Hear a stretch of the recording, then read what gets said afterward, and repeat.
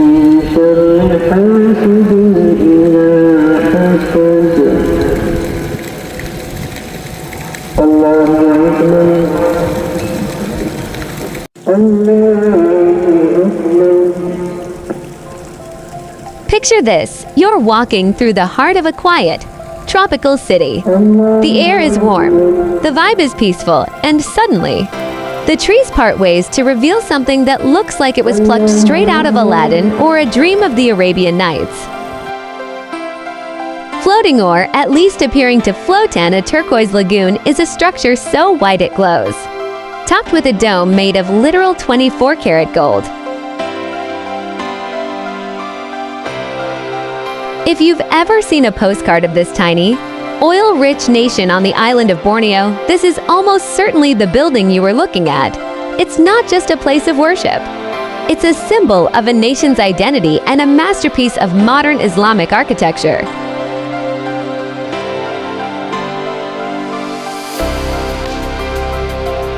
Today, we're going to peel back the history of this floating mosque, talk about the man who dreamt it up, and find out why they used materials from almost every corner of the globe to build it. Grab a coffee, get comfortable, and let's take a trip to Brunei.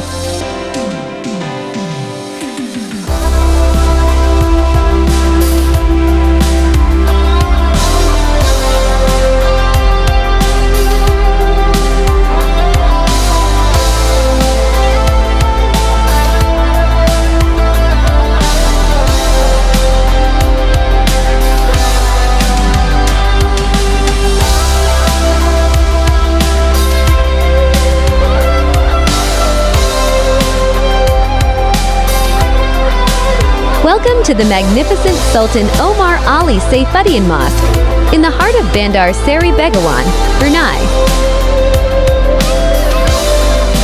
To understand this mosque, you first have to understand the man it's named after, Sultan Omar Ali SAIFUDDIEN III. Now, if you're not familiar with Bruneian history, this Sultan is a pretty big deal. He's often referred to as the architect of modern Brunei. He reigned from 1950 to 1967, a time when Brunei was transitioning into the modern, wealthy state we know today.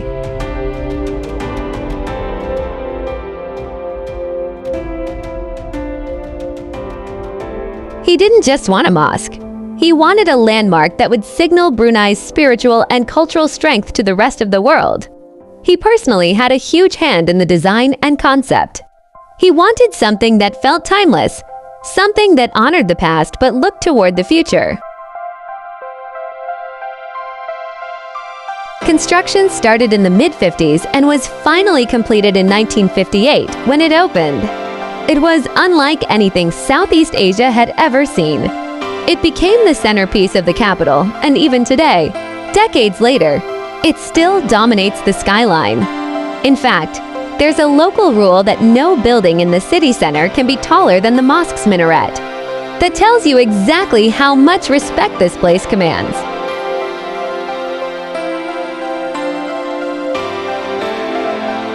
Now, let's talk about the look. If you're an architecture nerd, you'll notice something interesting. It doesn't look strictly Malay, right? That's because the Sultan hired an Italian architect named Cavaliere Rudolfo Noli. This led to a fascinating East meets West situation. The mosque is a blend of Mughal architecture. Think of the Taj Mahal with those grand arches and domes, and Italian Renaissance styles. It's a fusion before fusion was even a trend. You have the classic Islamic minarets and floral patterns, but the structural precision and the way the marble is handled feel very much like a European cathedral. The main minaret is probably the most striking feature after the dome. It stands about 52 meters high, that's roughly 170 feet. It's designed in a Renaissance style that's actually quite rare for a mosque. And here's a fun fact. It actually has a modern elevator inside. If you're lucky enough to go up there, you get a 360-degree view of the entire city, from the modern buildings to the famous water village nearby.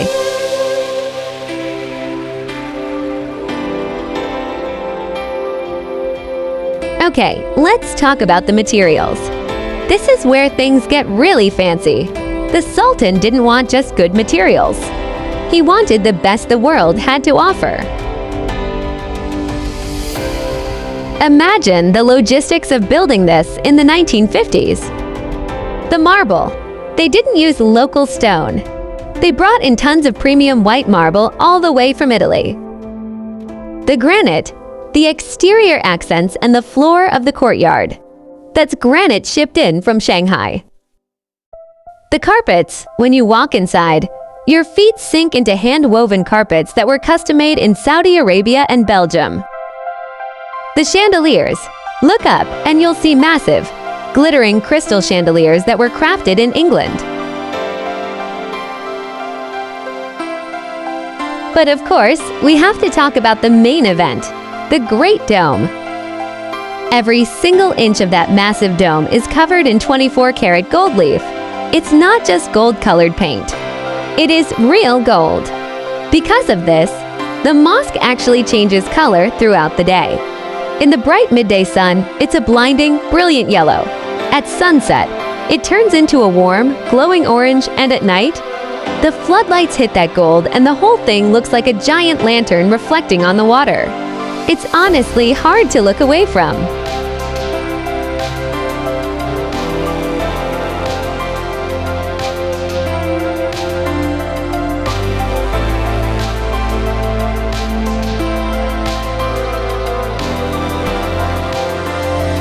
Now, let's talk about that floating effect. The mosque is built on an artificial lagoon right on the banks of the Brunei River. When the tide is right and the water is still, The reflection of the white marble and gold dome is so perfect. It creates a symmetrical world in the water. But the most unique part of this lagoon isn't the water, but it's the boat. Sitting right in the middle of the lagoon is a massive stone structure that looks like a ship. This is a replica of a 16th century Royal barge known as Badra Malik. It wasn't actually built at the same time as the mosque. It was added later in 1967 to commemorate the 1400th anniversary of the Nuzul al-Quran, the day the Quran was first revealed. It's incredibly detailed, with intricate carvings and a dragon-like prow. In the past, it was used for Quran reading competitions, but today, it's mostly there as a beautiful historical monument. There's a bridge connecting the mosque to the barge, and walking across it feels like you're stepping back in time. It provides that perfect foreground for photos, but more importantly, it connects the mosque to Brunei's history as a seafaring nation.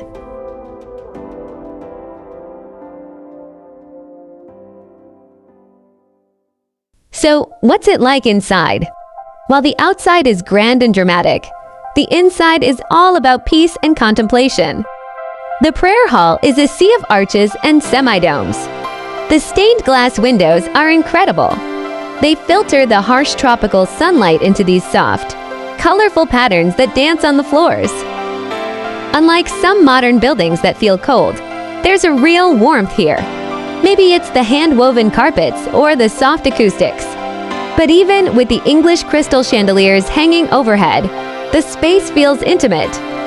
It can hold about 3,000 worshippers, which, for a city the size of Bandar Seri Begawan, makes it a true community hub.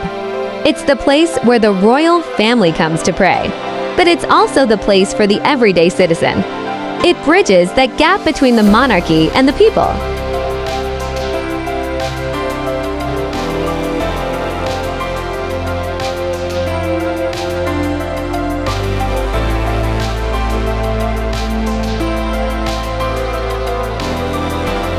As we wrap this up, it's worth noting that Brunei has built newer, larger mosques since 1958.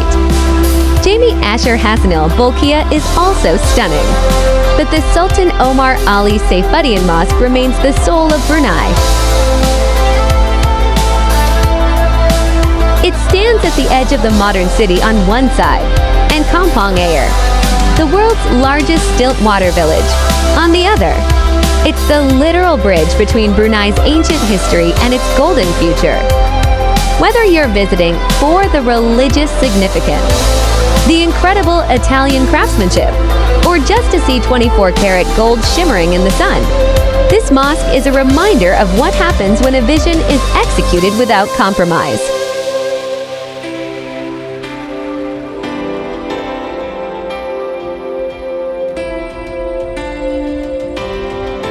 Thanks for joining me on this tour of one of the most beautiful buildings in the world.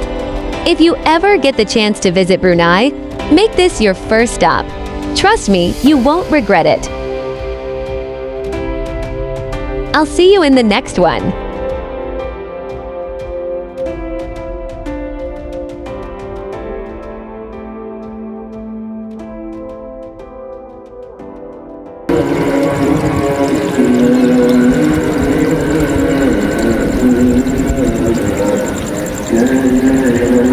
Yeah.